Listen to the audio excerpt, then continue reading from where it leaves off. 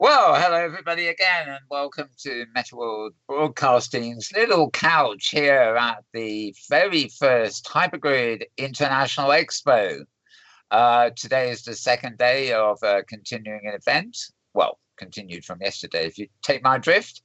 And since we came to you yesterday, we've had our hands full. We had a wonderful afternoon, Spanish-based, really, yesterday afternoon. And this morning, it was the turn of the French. We had some spectacular I can only, well, I have to say art rather than stuff from Cherry Manga yesterday, with things that took over the whole audience reach and reached high in the sky, and hopefully we captured it for posterity. But I thought for a little chat today, because we don't actually have too long, I thought we might sort of address education a bit, especially because I'm joined, of course, by Lobo. Welcome, Leah. Thank you, Matt. Leah's going to be here for a little while, but probably not the whole show. But her Pathfinder will be with us later, I hope. And of course, I'm joined by Heike Philp. So welcome, Heike. Hello and good morning. I'm going to try this in French. Bonjour, and but I don't speak Spanish. Okay. I speak Italian. Yeah. Fair enough. Hola. And somebody does speak Italian, but also speaks English. Is my partner in crime on this venture, really. It's Thirza, Ember. Hi, hello, everybody. Hi. So, Heike, obviously you're interested in, languages anyway, but as we heard yesterday. But from what you've seen over yesterday and today, we have actually had quite a few what you might call educational interest events, haven't we? Yes, and yesterday afternoon, some of the Spanish schools also presented how they actually use this virtual environment for language education, and that was indeed great. Whereas this morning we also heard some of the French teachers on how to use it in, was it geography or history, or was it a mixture of a project work that involved history and geography and other subjects? Yeah. But the language learning one, Eugenia was the one who presented on how they actually teach Spanish in virtual worlds. Yeah. And this morning I didn't know. I mean, unfortunately, I had the English translations open, but I was doing so much other stuff that I couldn't get to it all. But I think the last presenter just now was, there was a focus on history there with the school projects and stuff. But it was, I wasn't catching the full drift of it. But somebody I know who was is Leah. I guess you're watching the English translation, Leah, and probably hopping between 1,000 other websites at the same time, if I know you. How were you impressed? I mean, you are involved with so many educationally focused events, and it seemed to me we had a good few. Well, I'm assuming you're talking about this morning, but yesterday afternoon was also breathtaking. So both of them together. And since Heike began talking about Eugenia Calderon's session on escape in DigiWorlds, let's start there. That region is amazing. It makes full use of the virtual world in the sense that you pick up a HUD, you have interactive objects, and the objects are all aware of you and your progress through it. So you have so many different ways of both studying and getting feedback that it's really a rich experience. I went there with the SL MOOC, which is now called the Virtual Worlds MOOC, because much of it's now happening in OpenSim. So that's the great news there. And so we spent some time at their region. And of course, when you start as a new avatar there, many of the folks who were with us, educators, they all started with a mesh avatar, and that's not trivial for a new person who's really unfamiliar with virtual worlds, because everything, they kept putting on gear, and of course they were putting everything to their right hand, so it was replacing. They weren't using add, they were using wear, and so I'm with a group of folks of which half of them are not wearing all their clothing, right? And of course, so that always makes it kind of festive when you get started. And then of course you're doing this amazing experience. But her session yesterday was wonderful. Cherry Manga's was really mind expanding, right? Yeah. on the notion of identity. And I know you asked me to speak about education, but let's face it, your identity is critical to your ability to learn, right? And when I first started in virtual worlds, I didn't realize that lesson. That was back in 2005. And so I would be all business. We'd move straight on into the subject we were studying. And I didn't realize that people need to create themselves and express themselves before they can really get, the full rich experience of 3D immersion in both the subject and the world. It is true. I remember wandering around for probably about a year in a noob costume in Second Life. I think there was a default. I had red hair, and I thought, well, that's all I need. yeah. And, eventually a whole horde of women sort of just kept on dragging me to places, trying to dress me, and I thought, oh, I bet they would do it. Yeah. Well, I introduced a couple of language educators yesterday to some of the holodecks we created in Second Life. That one of them contains a department store where you can buy clothes and put on clothes, because the role playing in language education of how to buy clothes, how to point out what you want, the kind of shoes you want, put it on and describe it is so important. And as you said, Leah, they all had mesh avatars and none of them could put on any clothes. And I'm going like, okay, we might have to change our holodeck now after years of using it. It was also interesting to hear today of French's Amy Socrates, of how they're using Second Life in educational environments to let the students create and build. And this is such an important factor when you say about identity. Also today in the French session, there was a large chapter on identity and how you perceive yourself, and how ethnographic studies and anthropology is actually very, very interested in how we create personalities and even split personalities. Don't you find those looks that's quite interesting? Don't you find that's interesting that having the mesh avatar is getting away from the strategies of normal life? Because I mean, in world, when you have to look for clothes, you find the dress and the shoes and everything, and instead the whole avatar is a completely different concept to real life. Isn't that do you think that's helpful or complicates the idea of the avatar identity? I think it's a purpose. Great question, really. Thirza. I think it's purpose, because I'm actually here in my normal avatar, if you see what I mean, which has clothes on, sought after clothes, whereas my everyday avatar is now mesh, but I mean, it's got clothes, it's got everything attached, and if I was actually into going around buying costumes, there wouldn't be much point, because you can't just plonk them on top of the mesh, as you say. And I think it's impossible to divorce education from any other aspect of life, to be honest, which is, when I said focus on education, because identity is clearly part of that. And you want to, if you're going to walk into a classroom or a lecture or give a presentation, you want to look yourself. You don't want to look like just some 3D figure that's being coughed up to put on the stage or whatever. But what the French said today about this fact of identity, and correct me if I'm wrong, it wasn't Min himself who said it, but it was Michel Saint-Naches, I think it was, who mentioned that having parallel, that you could almost now feel as if there were parallel universes of parallel identities. Yes. In a cyberspace. And I was just wondering of the latest Steven Spielberg film, which is the one with what is it? Player Number One. When you look, Player One or something it's called. Yeah, how the transformation of putting a head-mounted display puts on this new personality, this new environment, and of sudden you're a totally different person from real life.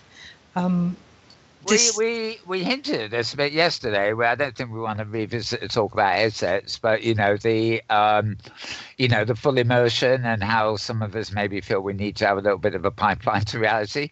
But what I do find, I think you've touched on, is that having been an avatar, had an avatar presence in Second Life and in more recent years, mostly OpenSim. I've got used to having an avatar personality, and I have to admit there's subtle ways, but I mean there are aspects of my real world organic identity that are influenced by my avatar, and vice versa. And there comes a time when even to whatever extent you immerse is kind of irrelevant. You actually form this bond with your alter ego.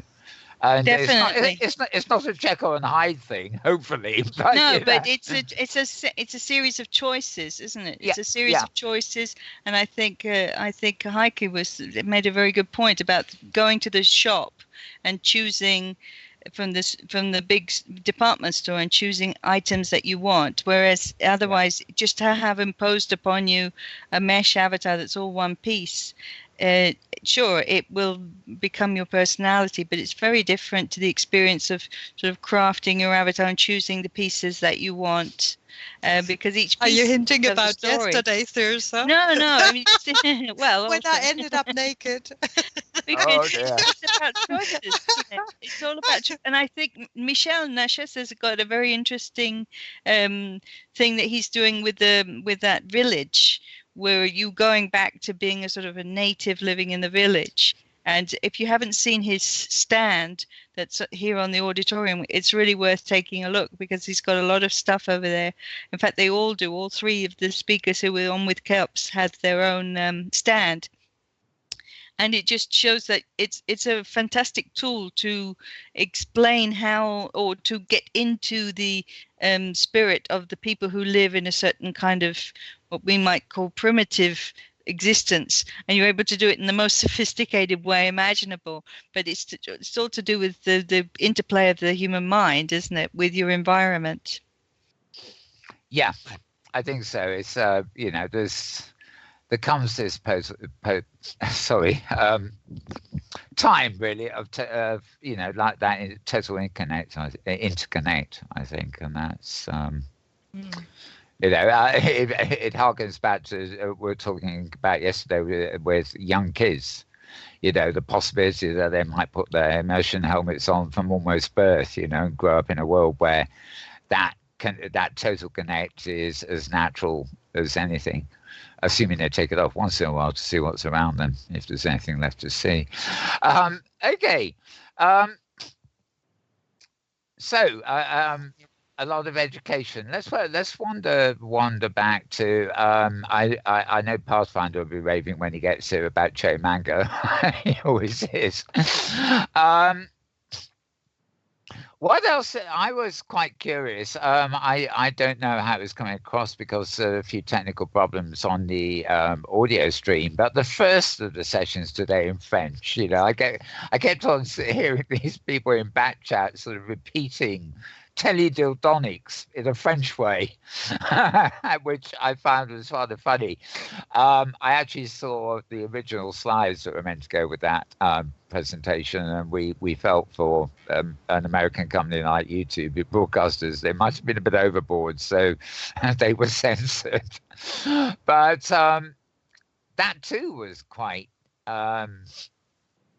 compelling in a way, isn't it? I mean, that's not so much an educational topic, but again, you're talking about mixing the identity of the real world human and the the virtual alt or whatever, and pretty heavy. Interesting from Min.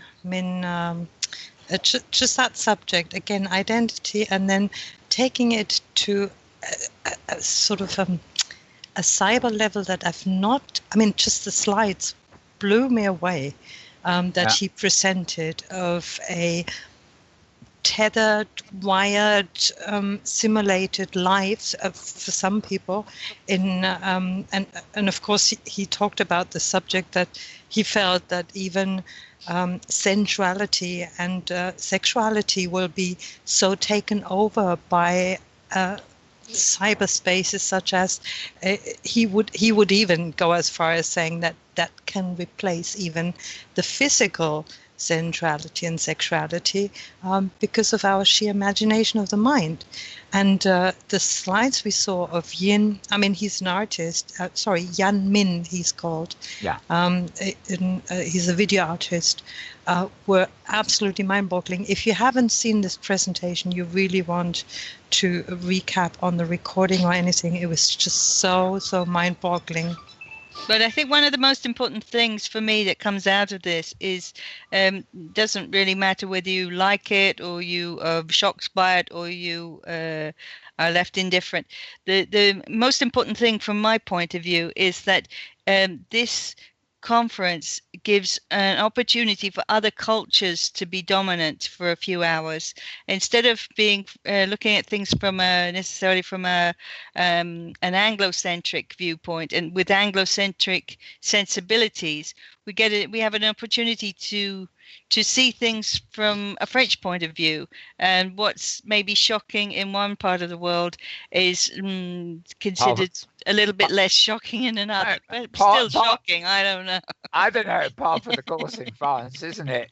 But in the sense that it's the beauty of this event is that you get another window on the world. And that's why I think it's important, whether it's something you're interested in or not. It's just puts your perspective off balance just for a moment, and you see things in a different way, and you realize how many people are doing very diverse things in OpenSim, just around the corner from where we are. Many times we don't know it's happening, but there it is in its full frontal beauty. And you say just round the corner, and that actually is hard. That's actually half the thing, isn't it? Just around the corner, because it's an international connected thing. Our world these days, the hypergrid is a symptom of that. And maybe in 20 years, these cultural differences, heritage-wise, may still exist, but will less and less exist as divisions because of that international flavor. Right. Heike.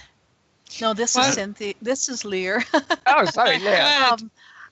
When I started my doctoral research in '95, I was out there looking for articles about gear and wearables and how people felt when they wore them, which was really difficult because you see a lot of technology research. You don't see a lot of the user experience, how people feel, the affordances, and especially for people who may experience the world differently due to a physical limitation, that kind of thing.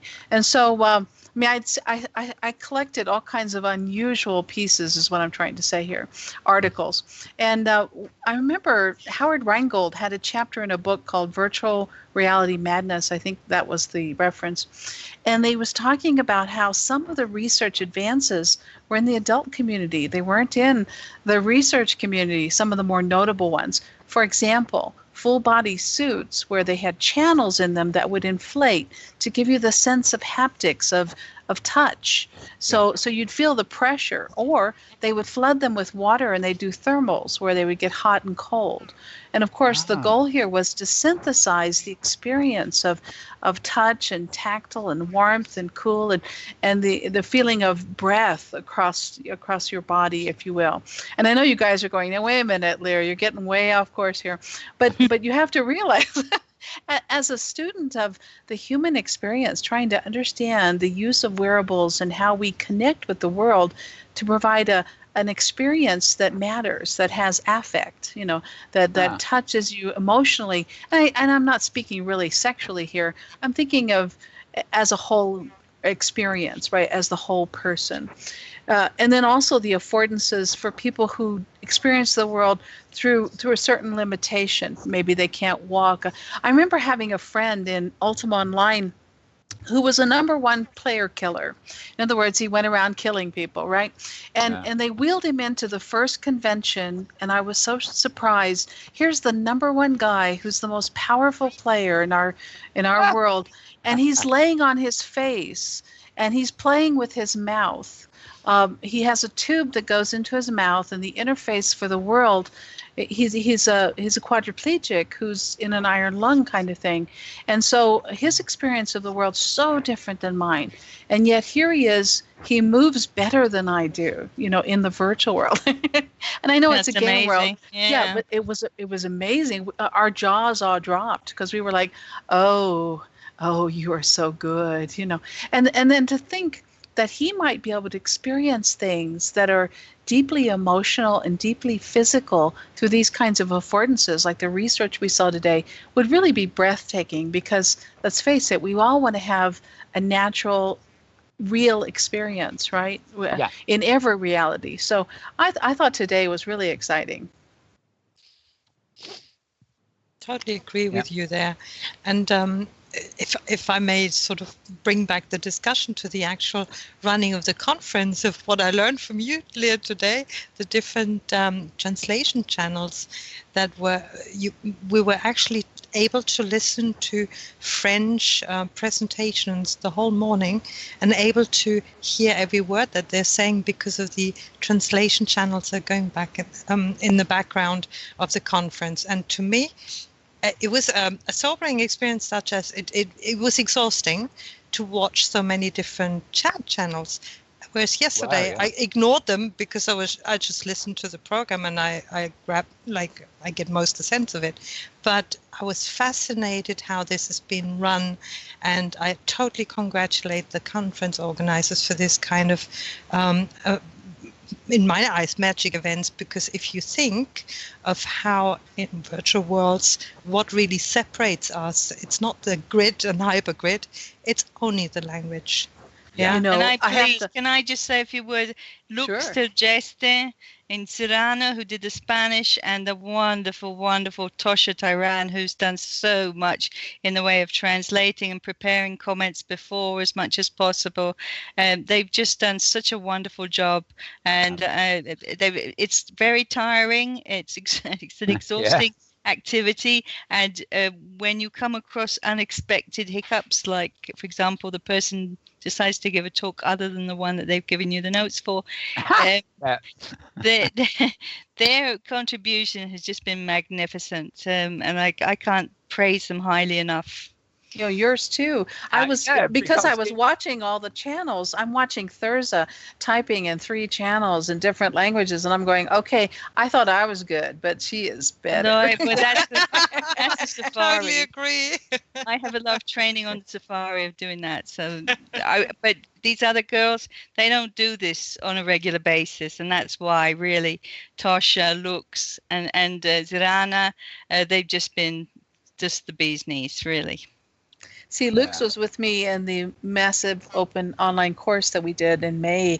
And so, and she was there, I think, when we went to DigiWorlds to Escape. And, and so we've seen this from several perspectives. And I have to admit, she was doing a language or two, and I was speaking to her in English, right? So she's just juggling all of it flawlessly. So it's so cool to see her here. It's such an interconnected world. Yep. Yeah, I must admit, I sort of I keep a casual look on everything, and then I was sort of looking at in-world chat at one point. I had a few seconds to spare, and nothing was happening, and then I suddenly realised that in my admin avatar, all these other channels were flashing like mad. The language channels. And I just thought, oh, greatest word! Nobody's talking in public chat; they're all in their language channels. And I was really, really grateful for this kind of translation, because it was so highly technical and academic and intellectual. And to be honest, the people who presented this morning, all 3 of them, what I could call high caliber of presentations, I'm sure they would not have been able to do that in English, because the French, they just don't do that anyway. But we were able to enjoy such a magnificent program and learn how top level research and development they're doing there. And I was really, really grateful for the translation as well and the presentations. And I must say, I think we're all curious to go and look at their stands that are on the auditorium regions. If you haven't seen them already, they are just packed with information. And I think we're all just curious to know more about these people and the work they're doing, and sort of after the conference is over, take a moment to go and visit their regions and explore more about this fascinating world that they're exploring for us. And this avatar of Min, you know, I mean, that was so great, because he had a running webcam in front of his face, and this would actually refresh every 10 seconds and what he said. I mean, fascinating. Absolutely. I mean, the avatars were great. And I thought, wow, blown away this morning by the program, honestly.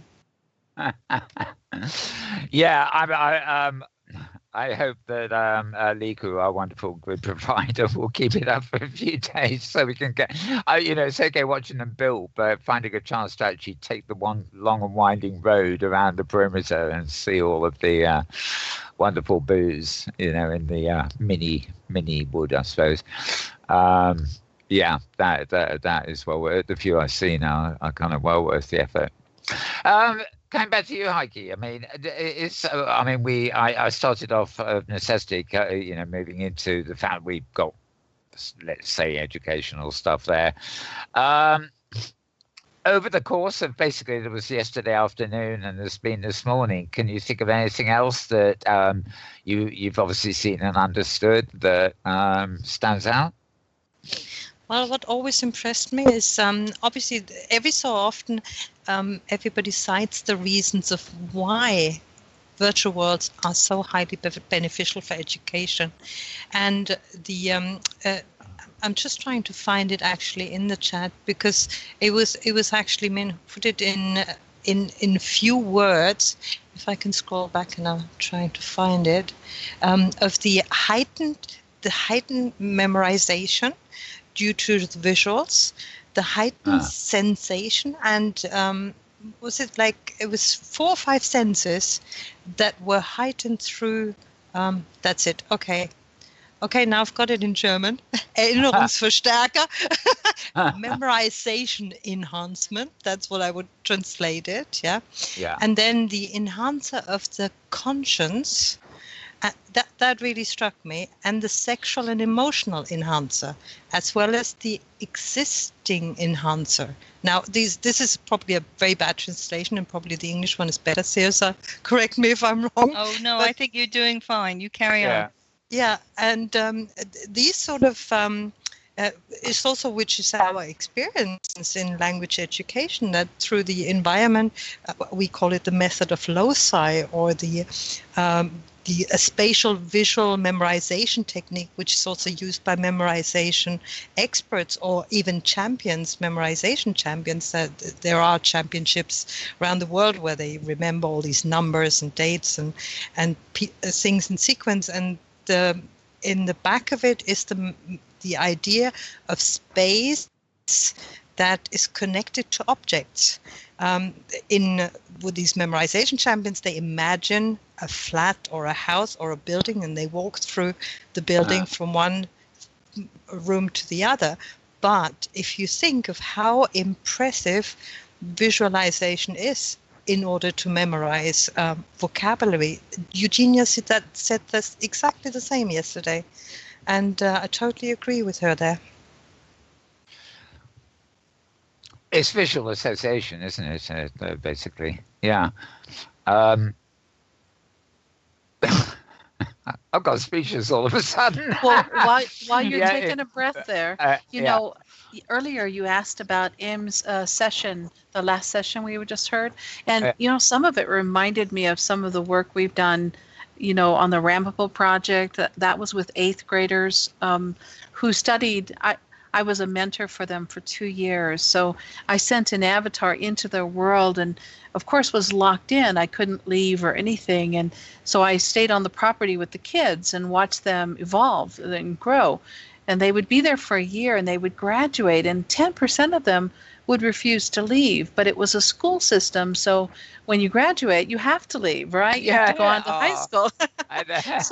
So they'd come back after school and they'd be mentors, and they would run school clubs and game design clubs and technology clubs and whatever. And what was amazing about that is it was their world, and they didn't want to leave their world. Well, you never get that in school. You don't get people who say, "Oh man, I love middle school so much, I'm not leaving." I want to stay here for the rest of my life. That's sweet. Yep. And so, and then at night, we'd catch them on the property at 11 at night. And of course, the next day is a school day. And we're like, you got to get to bed. And of course, it was because they were working on their projects, right? And so you get this attention to detail, this collaboration, this desire for excellence, that you don't usually get in the physical classroom, Not the same. I quite like that. I've heard the collapsing geography, but that's a kind of collapsing homework phenomenon, isn't it? You can't get away from it. So, you do your homework in the same place as you learn, almost. And this is also what Amy Socrates mentioned today during his presentation of the students creating a Colosseum. And he said the speed was just stunning for them. In a mere 50 hours, what they accomplished. And they had to do some research about history, geography, spatial visualization, the distances, the height, the length, the breadth, the width, and all this. And he said they were really impressed by the students, how they not only intently worked on the project, tirelessly, but also in a really amazing speed, how they did that. Yeah, I know, sort of and the time involved. Now, this reminds me of another thing, that last presentation, of course, as he pointed out very near the end, that it was a closed grid because these are kids, and that is often essential in education. But it's another side of, technically, a side of the hypergrid, which is our focus, that we don't always see, because I'm sure Thirza will tell us that sometimes we've been on safari and they open the hypergrid gates, as it were, for us to come in and look around. But you try and go back a week later, the gates are closed again because it's like a confidential or a secure environment. So they're sort of on the hypergrid in terms of they can open the gates for an open day. And yet, a lot of this is very serious work happening on closed grids. Well, of course, that really makes it possible for the teachers to get out, which is really get out. Content. I want my avatar to be free. That's right, and go and mix with other teachers, and also to get content, because a lot of the times the content in OpenSim is problematical, because not Ember is a very good builder, so he's always built his own stuff. So that's one thing, if you know how to build. But obviously the teacher has only so many hours in the day. If they're not experienced and they don't know what they're doing, they need to be able to go to other grids and see what's available. Not everything is simple to find and upload. And of course, it also means that they can socialize with other people who are on other grids, go and see what other people are doing. So it's a very beneficial thing. I'm just thinking in terms of the hypergrid itself. I mean, I've got my own desktop grid. Now, it's not a closed grid, but it could be. And other than like a private estate that I treat it as, it could also be a classroom or whatever. And I love the idea. And I mean, you're talking about teachers coming out there, but imagine, the sort of things the hypergrid could empower. For example, here in England, if you've got children, there'll be a day in the year, which is like they call an open day, and the parents will go and see their kids do the races or something. The parents come in. Teachers, parents, pupils, they're all together. And I like the idea that even in private spaces, the hypergrid is there and you can open the gates, if only for a day or something, to hold special events like that. Like I might close my grid down for some reason just to keep private and lonely. And then I might decide, well, once a month I'll have an open day, and it is part of the hypergrid. So that's that affordance becomes very easy. It's just because I'm closed a lot of the time doesn't mean I'm not on the hypergrid, if you see what I mean. And I think as educators, Heike and me, do you have any sort of statistics? Because at one time I heard that open sim installations are almost or something like 50% of all virtual worlds. Do you think that has increased? Might be old stats. There are a mixture of stats. I mean, I know for certain that the open sim, not necessarily the hypergrid, because there may be open sims that just aren't hypergrid enabled anyway, because you can switch it off, of course. The land area of open sim now is vaster than Second Life. That's a known statistic. Obviously, the users combined around the world are still nothing like, say, Second Life, because Second Life's a high street. It's full of people dressing up and buying things, and it's a bit flirtatious. It doesn't attract pioneers anymore, and nor does it really attract that much kind of serious stuff, except in relation to the audience that's already there. So it's mixed, when you think of the amount of land that's out there being bigger than Second Life, then that is a hell of a lot of land. But then you've got to include that some of those are private places, and where people are just getting on with their work. They're not social locations, whereas others are. But Maria Koloff used to report back when she was on my show doing statistics. She came up with this phrase called the I've forgotten now. It's something like the hidden metaverse, she called it. And her figures accounted for masses more open sim presence than is visible to the public or even known to the public. And for Fredericks, I only have on my teleport list, a few selected Outworlds locations, which are self-hosted locations like mine, to go and visit. But Fred reports from, hundreds and hundreds of downloads of his OpenSim software. And these are downloads that never kind of appear on the what's on where or where to go lists. So, I think it's something really small. Like of all his hundreds of downloads, only 20% ever show up in public. Yet they are downloaded and run. Yeah, that's the fun part of it, that it's unmappable. I've always loved that most of all about the hypergrid. It's unmappable. Yeah. A lot of people don't want to be on a list anywhere, whether it's because they're not interested in the commercial aspect of the open sim. Sometimes it's a philosophical objection. Sometimes they just don't have time. A lot of people don't even know there is a possibility to put yourself on a grid list. So there's just, who knows, hundreds, definitely, thousands, probably. Yeah. James has just prompted me in another thing saying dark web, and I think that was it, the dark metaverse. I think that's what Maria called it, casually on the current phraseology. All right. So, what have we got coming up? Thirza, I know that this is almost a special afternoon for you anyway, because not only are you an organizer with me here, but you will be the moderator for this final afternoon, which is Italian. And of course, you live in Italy, so I don't think you have any problem with that. I'm fairly close, yeah. Yeah. So are you looking forward to a moderation job as well? We have some really neat people coming up. We have a historical perspective. We have an academic perspective. You're going to learn how you can revolutionize your chairs. If you stay long enough, you'll be like, oh my gosh, that's really useful.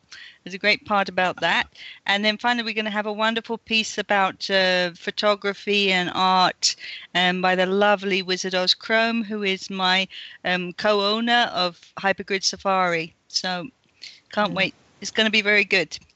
Yep. I know it is. And yes. Is there going to be an Italian section this afternoon? Yes. Okay. Now, Italians have such a magnificent hand for art and design in virtual worlds. I've always been stunned by the high quality of design work. Great. The only thing that was getting us confused earlier today is during the break now, the music they're listening to in World would have changed from French to Italian. And I know there was a whole load of bad chat going on. Music that you put in the breaks. I mean, earlier the French music with La Vie en Rose. Oh, I went singing out loud here. I was sitting there singing out loud. I think we have Joyce Betancourt and Abercon for handling the music and the audio stream, but you know, it was just so funny. So she does an awesome job, and yesterday she did some fantastic Spanish music in the breaks. Yeah. Oh, I loved it. Just this morning was funny because it was anybody know any Italian music? I was thinking Latin in a generic sense, so I was thinking salsa and more South American Latin music, and then Thirza popped up and said they like classical, and I have no clue really have no clue what's going out on the audio stream. Well, no, it was just a couple of people said to me, "Can we have some classical music?" I mean, it's not. It's all beautiful. It's all fine. It's music. We appreciate it. Yeah, very much. Yeah. Yeah, but that kind of added to the flavour, didn't it? You know, if you heard the background music in the little breaks, and you know, you felt you're in the country which the presentation was happening in. Fantastic. So again, it's that multilingual aspect that you put in. I mean, how you organized this conference, how the translators worked. I mean, everything, all the presentations. I was blown away, and truly, I've attended. I don't know how many virtual world best practice and education conferences and how many this and the other, but the aspect of culture and even sometimes annoying culture, you know, things like that. No, it just adds color to this conference. You really did well, and to be honest, I would love to continue this tradition in our. We are going to run V languages. Or slanguages. We used to call it slanguages, but now everybody goes into virtual instead of. Yeah, and also because we present so many different virtual worlds other than SL. Mind you, slanguages always stood for second language acquisition. Anyway, we're going to run, if at all possible, V languages as an add-on to virtual world best practice and education in March. Okay. Just discussing at the moment. It's still not official as of yet, so permission if it doesn't take place due to organization. I have Kevin Phoenix often on our show giving us updates anyway, so no doubt we'll hear from him for sure. This multilingual strands, I would truly want to implement that from now onwards. Fantastic. Be careful what you wish for. That's all I can say. Well, we are vaguely anticipating when we recover from this and decide it was worth doing another one for the spring. But no, joking aside, I have a fantastic bunch of friends. Joking aside, there's a fantastic group of people. Many of them have joined in with the Safari group, and so they know what trouble is, and they've stuck with us anyway. And really, I have to thank all of them. The ones who've been the greeters, the ones who've just done so many different things to try and make our lives a little bit easier. And they really have. They've bent over and they've got above and beyond to think of things that they could do that would just in the background just make our lives a little bit easier. So thanks to all of them. Shout out to everybody involved in the Safari. Thank you so much. Yeah, and it may look good to you, but we cheated.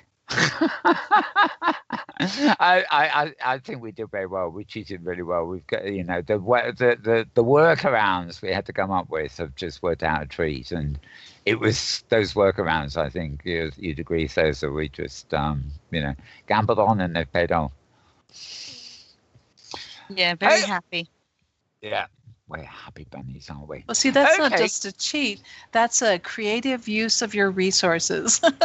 Yes. Oh, I knew I had better words for it. I was trying to be I was trying to be funny though. A nice little wisecrack at the end. I know you were, but it's the illusion. It's wonderful. Yeah, my wisecracks always backfire. I really hope to. Obviously, Leah, you come on our show quite often. I must get you back on our show in the new year, Heike, too, and discuss these matters further, where we have our 3-hour marathons. But I'm sad to say Pathfinder didn't make it today, but you'll be seeing more of him before long.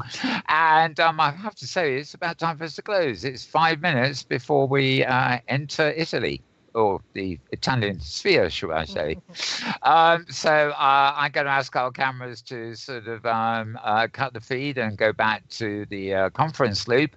And if you're watching the channel right now, we'll be back in 5 minutes. Otherwise, we'll be back in the new year. Bye for now. Oh, and thank you. Thank you for everybody here. Heike next to me, Leah Lobo, and the wonderful Thirza Ember, my co-organizer here. Just stupendous people. Bye. Thank you. Bye for now.